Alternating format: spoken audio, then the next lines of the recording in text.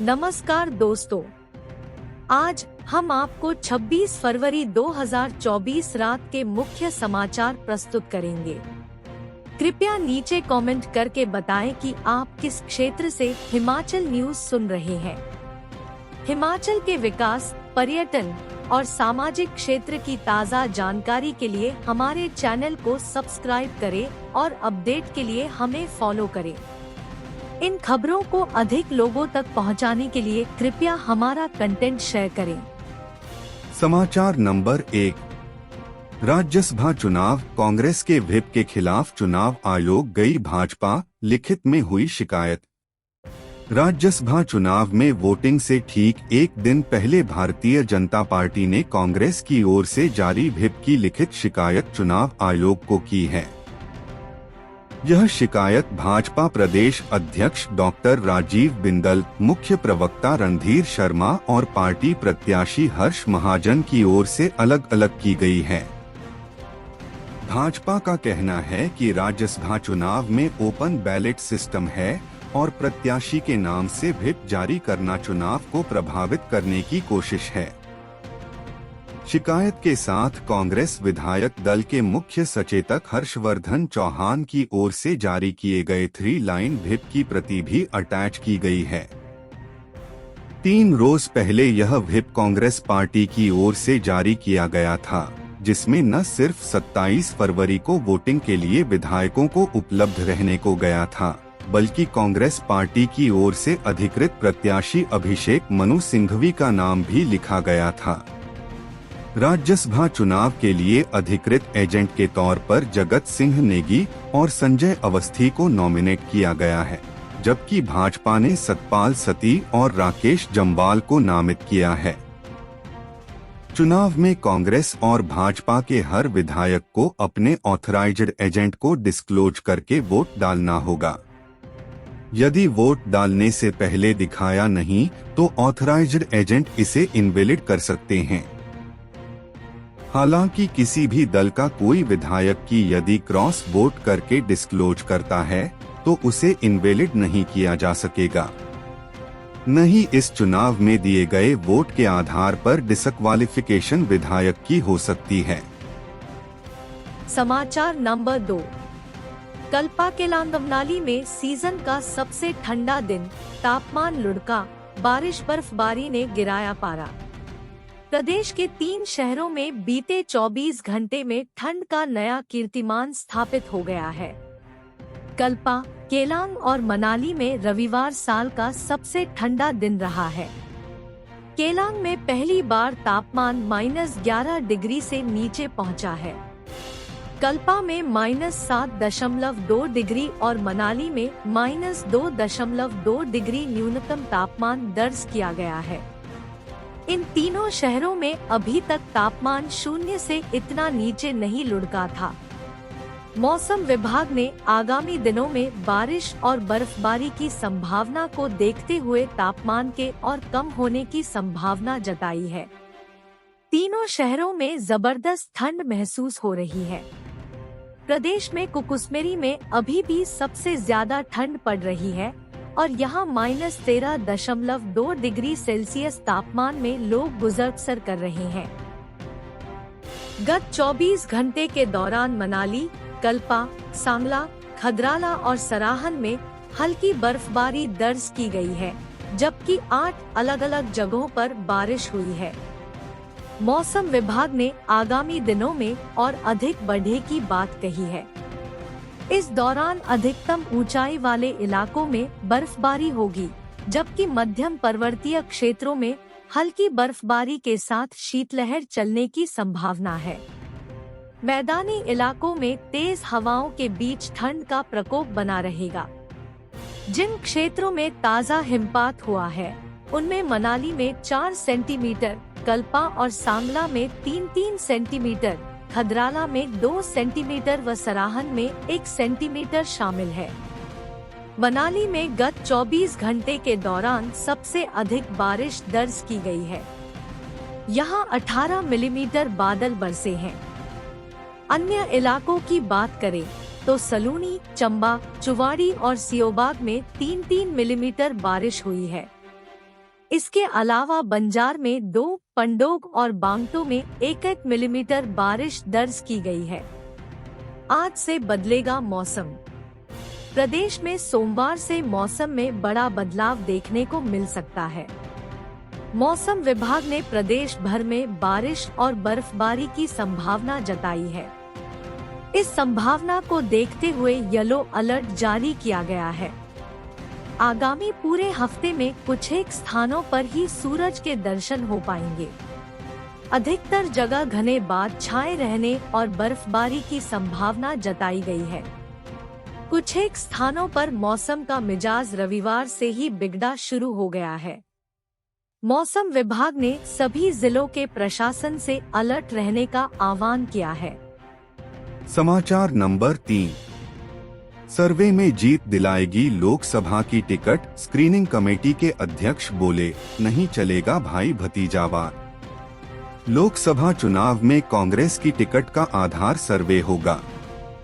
Congress high command उन्हीं प्रत्याशियों को मैदान में उतारेगी जो सर्वे में जीतने की क्षमता रखते होंगे।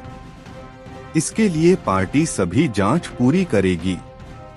यह बात प्रदेश लोकसभा चुनाव के लिए स्क्रीनिंग कमेटी के अध्यक्ष पूर्व केंद्रीय मंत्री भगत चरण दास ने कही है। उन्होंने कहा कि पार्टी का टिकट जीत की क्षमता रखने वाले उम्मीदवार को ही दिया जाएगा। उम्मीदवार का चयन पार्टी सर्वे के आधार पर पूरी जांच पड़ताल के बाद ही करेगी। इसमें कोई भी भाई भतीजावाद नहीं होगा। वे प्रदेश कांग्रेस मुख्यालय राजीव भवन में टिकट आवेदकों से बातचीत कर रहे थे। भगत चरण दास ने स्पष्ट किया कि पार्टी टिकट के सभी आवेदनों पर पूरी ईमानदारी से विचार किया जाएगा। अंतिम निर्णय अखिल भारतीय कांग्रेस कमेटी की केंद्रीय चुनाव समिति का ही होगा, जो सभी को मान्य होगा। जिसे भी पार्टी टिकट दिया जाता है उसके लिए सभी को एकजुट होकर कार्य करना होगा। प्रदेश में चारों लोकसभा सीटों पर सशक्त उम्मीदवार जल्द घोषित किए जाएंगे। टिकट को 37 आवेदन। कांग्रेस की टिकट के लिए 37 आवेदन आए हैं। इनमें से शिमला से सबसे ज्यादा 16, कांगड़ा से 13, हमीरपुर से 5 जबकि मंडी से 3 आवेदन कांग्रेस मुख्यालय पहुंचे हैं। इनमें से 2 नेताओं ने शिमला पहुंचकर आवेदन किया है, जबकि एक अन्य ने डाक के माध्यम से आवेदन भेजा है। कांग्रेस ने एक आवेदन पर 10,000 रुपए की फीस तय की थी और सभी के आवेदनों से 3,70,000 रुपए जमा हो चुके हैं। इन आवेदकों के नाम अब स्क्रीनिंग कमेटी के पास भेजे जाएंगे और कमेटी आखिरी फैसला लेगी। समाचार नंबर 4। पंचायत चुनाव में बम्पर वोटिंग, 63.73% मतदान। सिरमौर जिला में 84.47% और शिमला में 72.67% हुआ मतदान। प्रदेश भर में पंचायत उपचुनावों के लिए बम्पर वोटिंग हुई है। 7 जिलों में 28 पदों के लिए हुए मतदान में 19,173 मतदाताओं ने अपने मताधिकार का इस्तेमाल किया है, जो कुल मतदाताओं का 63.73% है। राज्य भर में पंचायत स्तर पर 86 पद रिक्त थे। इनमें से 57 पदों पर प्रत्याशियों का चयन निर्विरोध कर लिया गया, जबकि एक पद पर किसी भी आवेदक ने अपना नामांकन दाखिल नहीं किया और इस सीट पर चुनाव नहीं हो पाए हैं। 28 पदों पर मतदान हुआ और इनमें 30,084 मतदाता पंजीकृत थे। सबसे ज्यादा मतदान सिरमौर में दर्ज किया है। यहाँ 84.47% मतदाताओं ने अपने मताधिकार का इस्तेमाल किया। सिरमौर में पंचायत के खाली पद के लिए 2,364 मतदाता पंजीकृत थे और इनमें से 1,997 ने मताधिकार का इस्तेमाल किया है। शिमला में 72.67% मतदान दर्ज किया गया है। यहाँ 1,841 मतदाताओं में से 1,338 ने अपने मताधिकार का इस्तेमाल किया। बिलासपुर में मतदान का प्रतिशत 65.02% रहा है। यहाँ खाली पद पर मतदाताओं की संख्या महज 203 थी। इनमें से 132 ने अपने मताधिकार का इस्तेमाल किया। हमीरपुर में 550 मतदाताओं में से 353 वोट डालने पहुंचे, जो कुल मतदान का 64.16% था। मंडी में 62.69% मतदान हुआ है। यहाँ कुल पंजीकृत मतदाताओं की संख्या 5,699 थी और इनमें से 3,573 ने मताधिकार का इस्तेमाल किया है। ऊना में 9,471 मतदाताओं में से 5,879 ने मताधिकार का इस्तेमाल किया। यहाँ 62.07% मतदान दर्ज किया गया है। कांगड़ा में 9,956 मतदाताओं में से 5,901 मतदाताओं ने अपने मताधिकार का इस्तेमाल किया है और यह कुल मतदान का 59.27% है। राज्य निर्वाचन आयोग के सचिव सुरजीत सिंह राठौर ने बताया कि प्रदेश में पंचायत चुनाव शांतिपूर्वक संपन्न हुए हैं। किसी भी क्षेत्र में कोई अप्रिय घटना नहीं हुई है। समाचार नंबर 5। हिमाचल के बजट पर जनता ने कही मन की बात। खबर पर क्लिक करें और जानें पूरी डिटेल। हिमाचल के मुख्यमंत्री सुखविंदर सिंह सुक्खू ने 17 फरवरी को शिमला में बजट पेश किया था। इसी के आधार पर प्रदेश के अग्रणी मीडिया हाउस दिव्य हिमाचल ने अपने साप्ताहिक सर्वे में इससे जुड़ा सवाल पूछा था। सवाल इस प्रकार था, क्या हिमाचल के बजट से आप संतुष्ट हैं? इसके जवाब में 34% लोगों ने सहमति जताई, जबकि 59% ने कहा कि वे हिमाचल के बजट से संतुष्ट नहीं हैं। इसमें 7% लोगों ने कहा कि उन्हें इस बारे में पता नहीं है। सर्वे में कुल 1993 वोट पड़े। इनमें YouTube पर सबसे ज्यादा 1,500 लोगों ने वोट किया, तो लोकप्रिय वेबसाइट divyahimachal.com पर 462 ने समाचार लिखे जाने तक अपनी राय दी थी। इसमें लोगों ने पक्ष और विपक्ष में कई तरह के कमेंट दिए। हिमाचल प्रदेश के मुख्यमंत्री सुखविंदर सिंह सुक्खू ने शनिवार को वर्ष 2024 से 25 के लिए 58,444 करोड़ रुपए का बजट प्रस्तुत किया। वर्ष 2024 से 25 में राजस्व प्राप्तियां 42,153 करोड़ रुपए रहने का अनुमान है तथा कुल राजस्व व्यय 46,667 करोड़ रुपए अनुमानित है। इस प्रकार कुल राजस्व घाटा 4,514 करोड़ रुपए अनुमानित है। राजकोषीय घाटा 10,784 करोड़ रुपए अनुमानित है, जो कि प्रदेश के उत्पाद का 4.75% है। आप भी ले सर्वे में हिस्सा। प्रदेश का अग्रणी मीडिया हाउस दिव्य हिमाचल हर सप्ताह प्रदेश के ज्वलंत मसले पर जनता की राय जानता है। इसके तहत दिव्य हिमाचल अखबार के प्रथम पन्ने पर divyahimachal.com, YouTube व Facebook पेज पर यह सवाल डिस्प्ले होता है। आप दिव्य हिमाचल के इन प्लेटफॉर्म पर अपना पक्ष रख सकते हैं। तो अगर आप भी इस सर्वे में हिस्सा लेना चाहते हैं, तो अभी दिव्य हिमाचल के उपरोक्त माध्यमों से जुड़कर अपना कमेंट दें। आपकी राय इस सर्वे को बेहतरीन बनाने में मदद करती है। समाचार नंबर 6। जयराम की अटल आदर्श स्कूल योजना बंद, अब Rajiv Gandhi day boarding school की नई योजना पर ही होगा काम। प्रदेश में 3 अटल आदर्श विद्यालयों का काम लटका है, जिसे वर्तमान सरकार के कार्यकाल में पूरा किया जाएगा। विधानसभा में मुख्यमंत्री ने यह साफ कर दिया है कि सरकार निर्माणाधीन 3 स्कूल भवनों को ही पूरा करेगी।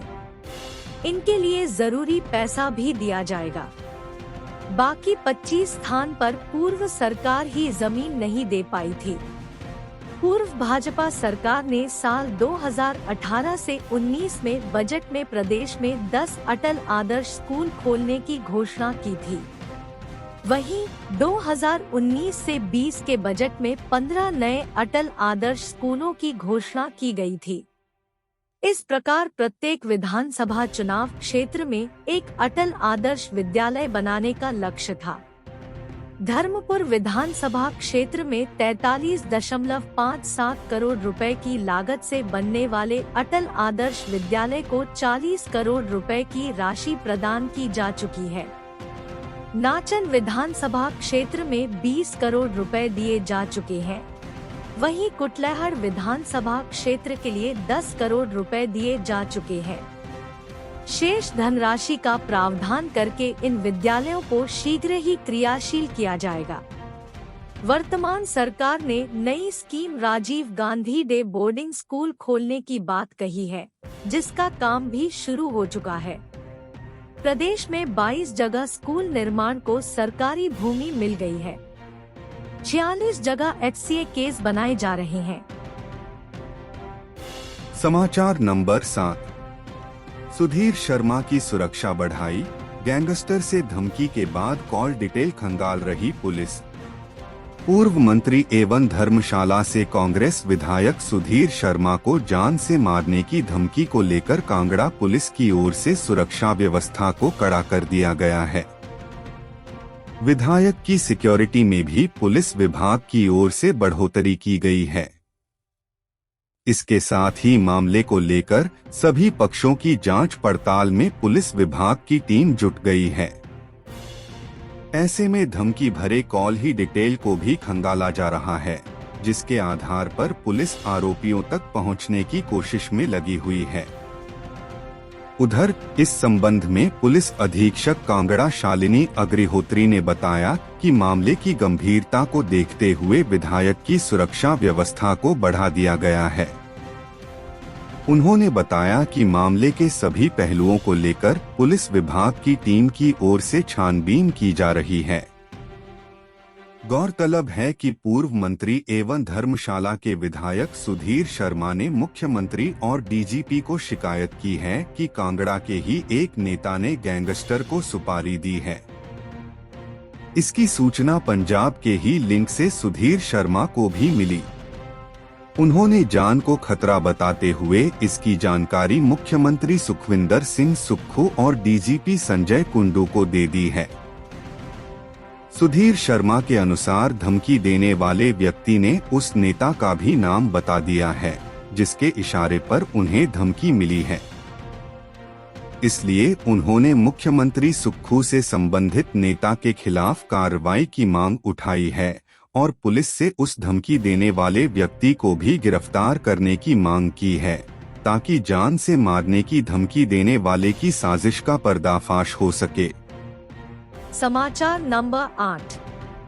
असिस्टेंट बैंक मैनेजर से पकड़ा चिट्टा, चंडीगढ़ से शिमला आ रहा था आरोपी, पुलिस ने तारा देवी के पास किया गिरफ्तार। शिमला पुलिस ने तारा देवी के पास चंडीगढ़ से बस में शिमला आ रहे एक बैंक के असिस्टेंट मैनेजर को चिट्टे के साथ गिरफ्तार किया है। पुलिस ने आरोपी के कब्जे से 04.56 ग्राम चिट्टा बरामद किया है। बताया जा रहा है कि चिट्टे के साथ पकड़ा गया आरोपी शिमला के एक बैंक में असिस्टेंट मैनेजर के पद पर कार्यरत है। चिट्टा माफिया के खिलाफ शिमला पुलिस की कार्रवाई लगातार जारी है। पुलिस ने चंडीगढ़ से शिमला आ रही हरियाणा रोडवेज की बस में युवक से चिट्टा पकड़ा है। पुलिस की पूछताछ में आरोपी ने खुलासा किया है कि आरोपी चंडीगढ़ से चिट्टा लेकर शिमला आ रहा था। पुलिस पता लगा रही है कि आरोपी चंडीगढ़ में कहां से चिट्टा लेकर आया। पुलिस आरोपी के बैकवर्ड लिंकेज भी खंगाल रही है। पुलिस की पूछताछ में आरोपी से कई अहम खुलासे हो सकते हैं। चिट्टे के साथ पकड़े गए आरोपी बैंक मैनेजर की पहचान विजय गर्ग निवासी घुमारवी जिला बिलासपुर हाल निवासी शिमला के रूप में हुई है। इसके अलावा एक अन्य मामले में शिमला पुलिस ने कार सवार व्यक्ति को 7.50 ग्राम चिट्टे के साथ पकड़ा है। सदर पुलिस थाना शिमला के पुलिस कर्मी गश्त पर लालपानी के पास मौजूद थे, तो पुलिस टीम ने सामने से आ रही एक कार को रोककर चेक किया तो आरोपी के कब्जे से 7.50 ग्राम चिट्टा बरामद किया गया। आरोपी कार सवार व्यक्ति की पहचान फरजान खान के रूप में हुई है। गौर हो कि शिमला में एसपी संजीव गांधी के कार्यभार संभालने के बाद पुलिस ने चिट्टा माफिया पर पूरी तरह से नकेल कस दी है। शिमला में एंट्री करते ही पुलिस चिट्टा तस्करों को खदेड़ रही है। शिमला पुलिस ने चिट्टे के साथ पकड़े गए दोनों आरोपियों के खिलाफ एनडीपीएस एक्ट के तहत केस दर्ज कर आगामी कार्रवाई शुरू कर दी है। एसपी संजीव गांधी ने कहा कि नशा तस्करों को पुलिस किसी भी सूरत में नहीं बख्शेगी। गौर हो कि गत दिनों शिमला के फागू में पुलिस ने चिट्टे के साथ 2 अंतर्राज्यीय तस्करों सहित 4 लोगों को गिरफ्तार किया था। आरोपियों के कब्जे से 47.43 ग्राम चिट्टे की खेप बरामद की थी। समाचार नंबर 9। 6 राष्ट्रीय उच्च राजमार्गों पर बनेंगे ग्रीन कॉरिडोर। 51 पेट्रोल पंपों और सरकारी भूमि पर 55 स्थानों पर तैयार होंगे ई चार्जिंग स्टेशन। प्रदेश में 6 राष्ट्रीय उच्च राजमार्गों पर ग्रीन कॉरिडोर बनाए जाएंगे। प्रदेश सरकार ने ई मोबाइलिटी को बढ़ावा देने के लिए प्रदेश के 6 राष्ट्रीय उच्च मार्गों को ग्रीन कॉरिडोर के रूप में अधिसूचित किया है। इनमें परवाणु नाला गढ़ूना हमीरपुर देहरा अम्ब मुबारकपुर संसारपुर टेरिस नूरपुर शामिल हैं। इसके अलावा पामबटा नाहन सोलन शिमला और परवाणु सोलन शिमला रामपुर पीओ पुहता बोकाजालोसर को शामिल किया है। इसके अलावा शिमला बिलासपुर हमीरपुर कांगड़ा नूरपुर बनीखेत चंबा एवं मंडी जोगिंदरनगर पालमपुर धर्मशाला कांगड़ा तथा कीर्तपुर बिलासपुर मंडी कुल्लू मनाली केलोंग जिंगजिंग बार शामिल है। इनमें 51 पेट्रोल पंपों और सरकारी भूमि पर 55 स्थानों को ई चार्जिंग स्टेशन लगाने के लिए चिन्हित किया गया है। 51 पेट्रोल पंपों में से 20 ई चार्जिंग स्टेशन को आम जनता के उपयोग के लिए शुरू कर दिया गया है। इसके अलावा 4 राष्ट्रीय उच्च मार्गों पर IOCL या BPCL द्वारा अधिकतर चिन्हित पेट्रोल पंपों पर चार्जिंग स्टेशन शुरू किए गए हैं। प्रदेश में 55 सरकारी स्थानों पर से 46 पर चार्जिंग स्टेशन स्थापित करने के लिए एक्सप्रेशन ऑफ इंटरेस्ट जारी की गई है। बाकी बची प्रक्रियाओं को भी शीघ्र पूरा किया जाएगा। इसके अलावा शेष बचे 9 सरकारी स्थानों पर HPTDC द्वारा चार्जिंग स्टेशन लगाए जाएंगे। गौर हो कि प्रदेश सरकार की ओर से 6 जून 2023 को जारी की गई अधिसूचना के अनुसार प्रदेश सरकार द्वारा 50% सब्सिडी पर ई-से, ई-टैक्सी, ई-ट्रक, ई-टेम्पो, ई-ट्रैवलर देने की अधिसूचना जारी की थी। ईप्सो के लिए 26 रूटों पर परमिट के लिए परिवहन विभाग के पास 421 आवेदन आए हैं। इन आवेदनों की छंटनी के बाद इन्हें आगे प्रोसेस किया जाएगा। अभी तक विभाग के पास ई ट्रक के लिए अभी तक कोई भी आवेदन नहीं आया है। जैसे जैसे आवेदन आएंगे तो ई ट्रक का प्रोसेस शुरू कर दिया जाएगा। समाचार नंबर 10। हिमाचल में 3 नए नर्सिंग संस्थान, 90% अनुदान देगा केंद्र, राज्य सरकार ने साइन किया MOU। हिमाचल में 3 नए नर्सिंग संस्थान जल्द ही खुलेंगे। इनमें हमीरपुर, चंबा और नाहन को केंद्र सरकार ने मंजूरी दे दी है। केंद्र और राज्य सरकार के बीच 6 जनवरी को समझौता ज्ञापन पर हस्ताक्षर किए हैं। इन तीनों नर्सिंग कॉलेज के लिए 90% अनुदान केंद्र सरकार का होगा, जबकि 10% हिस्सेदारी राज्य सरकार की होगी। नर्सिंग संस्थानों में सीटों का आवंटन बाद में होगा। राज्य सरकार पर इन संस्थानों को चलाने का ज्यादा आर्थिक बोझ नहीं पड़ेगा। राज्य सरकार आगामी दिनों में इन संस्थानों को चलाने की तैयारी शुरू कर सकती है। इसके अलावा स्वास्थ्य के क्षेत्र में बड़ा बदलाव आदर्श स्वास्थ्य संस्थानों में भी देखने को मिलेगा। राज्य सरकार ने प्रदेश के 69 स्वास्थ्य संस्थानों में 134 टेस्ट की व्यवस्था की है। इन स्वास्थ्य संस्थानों में 6 विशेषज्ञ चिकित्सक तैनात रहेंगे। राज्य सरकार ने सभी विधानसभा क्षेत्रों में आदर्श स्वास्थ्य केंद्र खोलने का फैसला किया है। इनमें 622 स्टाफ नर्स और 138 ओटीए की भर्ती प्रक्रिया को भी शुरू कर दी है। राज्य सरकार ने इन केंद्रों को 1 करोड़ रुपए उपलब्ध करवाने की योजना तैयार की है। आगामी वित्तीय वर्ष में प्रदेश के 2 मेडिकल कॉलेज में पेट स्कैन की भी व्यवस्था राज्य सरकार करेगी। मुख्यमंत्री ने बजट में दिए जवाब में इसका खुलासा किया है। आईजीएमसी और टांडा मेडिकल कॉलेज में पेट स्कैन मशीन के लिए दोबारा टेंडर प्रक्रिया शुरू होने जा रही है। अब राज्य सरकार ने एम्स से तय दिशा निर्देशों के आधार पर दोबारा से टेंडर जारी करने का फैसला किया है। दोनों मेडिकल कॉलेज अस्पताल में पेट स्कैन की सुविधा आगामी वित्तीय वर्ष में रोगियों को मिल सकती है। राज्य सरकार ने चिकित्सकों की प्रोत्साहन राशि को बढ़ाने का भी फैसला किया है। हम अपने राज्य के विकास में योगदान देने में गर्व महसूस करते हैं और हमें उम्मीद है कि आने वाले दिनों में हमें और भी अच्छी खबरें मिलेंगी। इन खबरों को अधिक लोगों तक पहुंचाने के लिए कृपया हमारा कंटेंट शेयर करें, हमारे चैनल को सब्सक्राइब करें और अपडेट के लिए हमें फॉलो करें।